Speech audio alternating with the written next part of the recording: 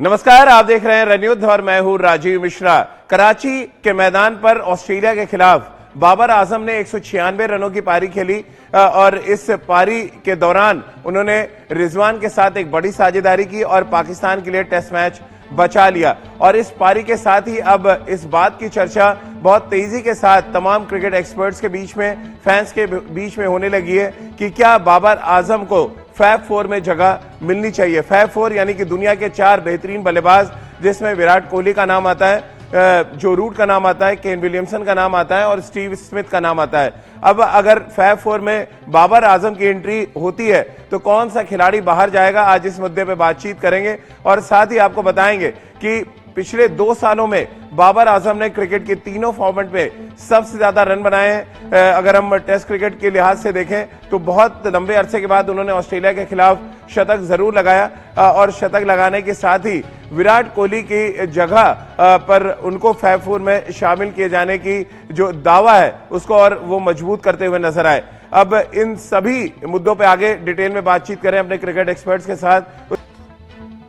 पाकिस्तान में बहुत ज्यादा चर्चा है बाबर आजम की बल्लेबाजी को लेकर और जिस तरह से उन्होंने ऑस्ट्रेलिया जैसी मजबूत टीम के खिलाफ, खतरनाक गेंदबाजी के खिलाफ 600 से ज्यादा मिनट क्रीज पर खड़े रहकर 196 रन बनाए, उससे अब इस बात की चर्चा एक बार फिर गर्म हो गई है कि फैब फोर की लड़ाई में बाबर आजम की एंट्री होनी चाहिए। अब हमारे क्रिकेट एक्सपर्ट्स क्या कह रहे हैं ये हम जान लेते हैं। सबा करीम और राजकुमार शर्मा जी हमारे साथ इस समय जुड़ रहे हैं। सबा भाई, 196 रनों की पारी, 600 मिनट से ज्यादा क्रीज पर खड़े रहे, 400 से ज्यादा गेंदें उन्होंने खेली और पिछले 2 साल में यानी जनवरी 2020 से और अभी 2022 तक में सबसे ज्यादा रन बाबर आजम ने बनाए हैं। जो हम फैब फोर के अलावा अगर हम 5वें बल्लेबाज की बात करें, क्या अब वक्त आ गया कि हम फैब फोर बल्लेबाजों में बाबर आजम को शुमार करें?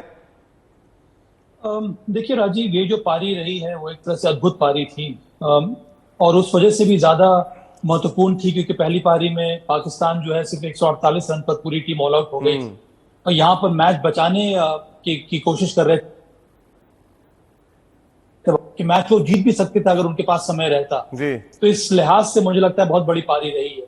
मुझे अभी भी लगता है कि चैलेंजिंग कंडीशंस जब रहेंगे बाबर आजम के साथ, जब पाकिस्तान सेना कंट्रीज में ट्रैवल करने वाला है, England, Australia, south Africa, New Zealand, वहां पर जो उनका ट्रैक रिकॉर्ड रहा है खास करके सिर्फ टेस्ट मैचेस में, वो उतना ज्यादा उतना बड़ा नहीं जितना कि उनका सब कॉन्टिनेंट में रहा है। इसीलिए मुझे लगता है कि फैब फोर में एंट्री जरूर हो सकती है, पर एक बार ये सब देशों में जाकर वो कंसिस्टेंटली रन बनाना शुरू कर दे।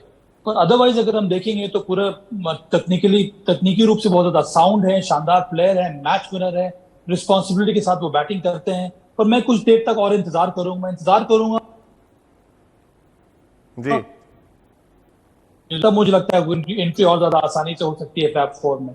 तो चलिए, सबा भाई ने तो संकेत दे दिए हैं कि उनकी एंट्री होनी चाहिए और एंट्री हो भी सकती है। राजकुमार सर, लेकिन एंट्री होगी तो कौन सा ऐसा बैट्समैन है जो आपको बाहर जाता नजर आ रहा है? एवरेज के हिसाब से जाएं तो विराट का सबसे कम औसत है फैब फोर में पिछले 2 सालों में।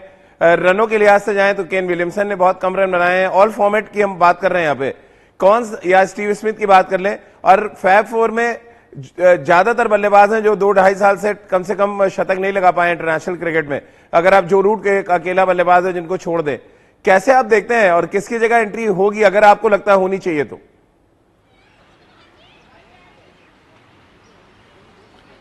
देखिए, मैं यहाँ पर बिल्कुल सहमत हूँ सभा के साथ कि बाबर आजम एक शानदार खिलाड़ी हैं, इसमें कोई डाउट नहीं है।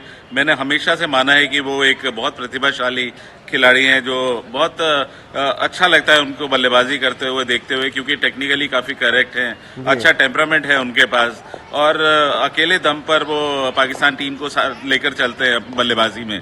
ये कि बहुत खूबी है उनकी। लेकिन मेरा भी यही मानना है कि क्या सेना कंट्रीज में उन्होंने अभी ऐसा प्रदर्शन किया है कि उनको फैब फोर में रखा जाए?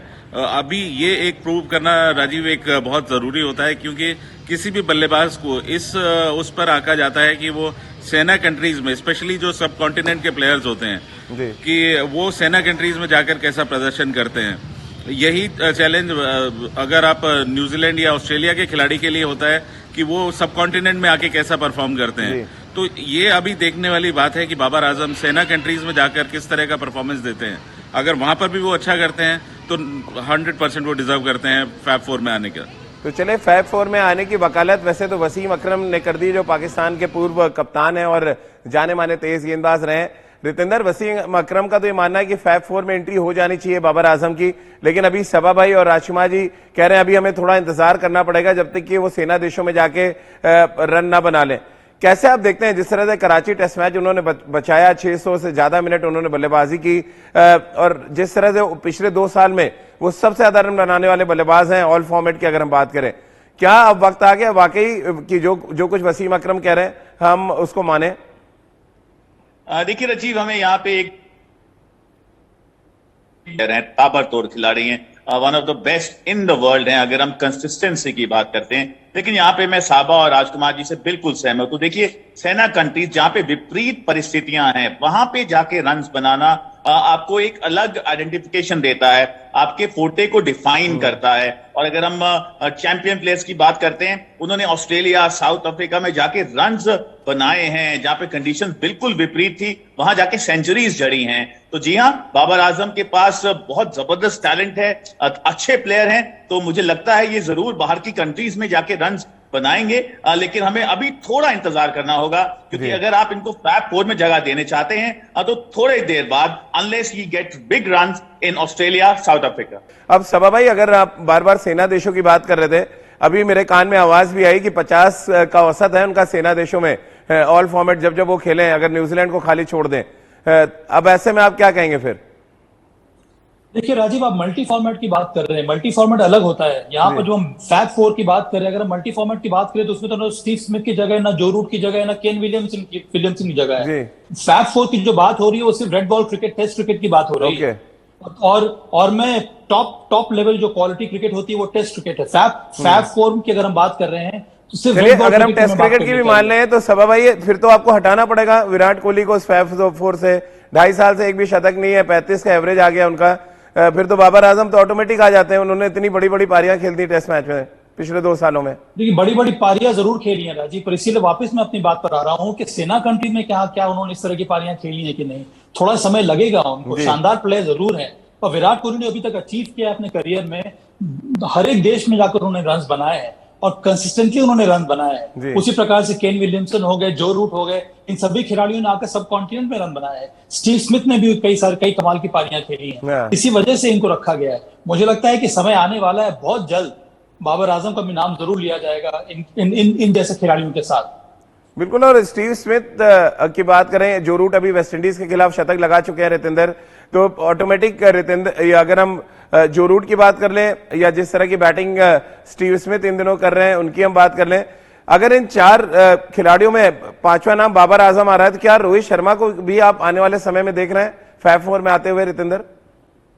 जी हाँ, बिल्कुल राजीव, क्यों नहीं, क्योंकि रोहित शर्मा ने बहुत बार अपनी छवि को परिभाषित किया है। और टेस्ट क्रिकेट की अगर हम बात करते हैं, देखिए रोहित शर्मा, अगर हम पिछले 4-5 साल पुरानी बात करें, शायद लग रहा था टेस्ट क्रिकेट में अपना सिक्का नहीं जमा पाएंगे, शॉर्टर फॉर्मेट में बड़े प्लेयर हैं। लेकिन अगर हम ऑफ लेट देखते हैं, पिछले 3-4 साल में रोहित शर्मा ने टेस्ट क्रिकेट में ऐसी महत्वपूर्ण पारियां खेली हैं जो याद रखी जाएंगी बहुत से साल। तो जी हाँ, अगर हम बाबर आजम की बात कर रहे हैं, अगर हम रोहित शर्मा की बात करें, ये दोनों कुछ ऐसे प्लेयर्स हैं जो फैब फोर में आना निश्चित लग रहा है। लेकिन थोड़ा सा समय राजीव, क्योंकि कुछ ऐसे नॉक्स आ जाएं साउथ अफ्रीका,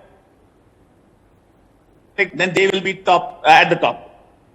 बिल्कुल। शतकों का आंकड़ा भी यहाँ पर हम देख रहे थे कि किस तरह से 2020 के बाद ऑल फॉर्मेट में शतक कैसे लगे हैं। राजकुमार सर, थोड़ा सा पिछड़ते नजर आ रहे हैं, आपको लग रहा है विराट फैब फोर की रेस में, आपको लग रहा है अभी भी उनकी जगह बरकरार है, कोई और बल्लेबाज हटाया जा सकता है फैब फोर से?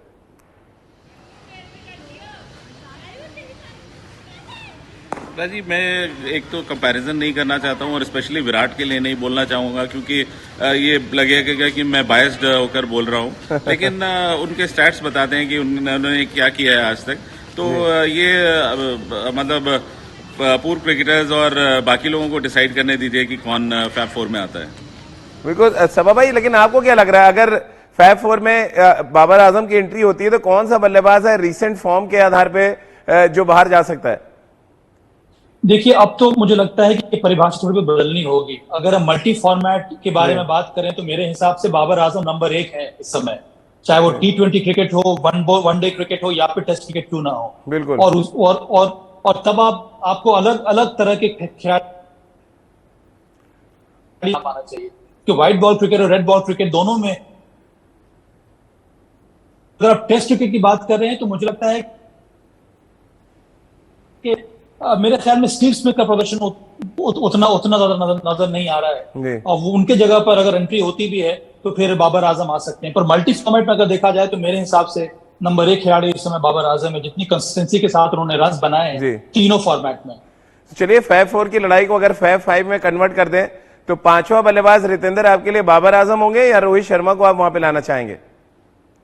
राजीव, ये तो आपने बहुत बड़ी दुविधा में डाल दिया है। ये सवाल आपको साबा से पूछना चाहिए था, वो बेहतर जवाब देते। लेकिन अगर आपने पूछ लिया है तो मेरे लिए रोहित शर्मा, क्योंकि देखिए वो जो उनका इंपैक्ट है बहुत जबरदस्त है राजीव। अल्टीमेट मैच विनर है। बाबर आजम भी बिल्कुल पास में है, लेकिन if given an option I will go for Rohit Sharma. और जिस तरह उन्होंने कप्तानी की है, जिस तरह अब तैयारी हो रही है भारतीय टीम की आने वाले आईसीसी इवेंट्स की, आई थिंक बहुत मुकम्मल खिलाड़ी हैं और ही शुड बी देयर।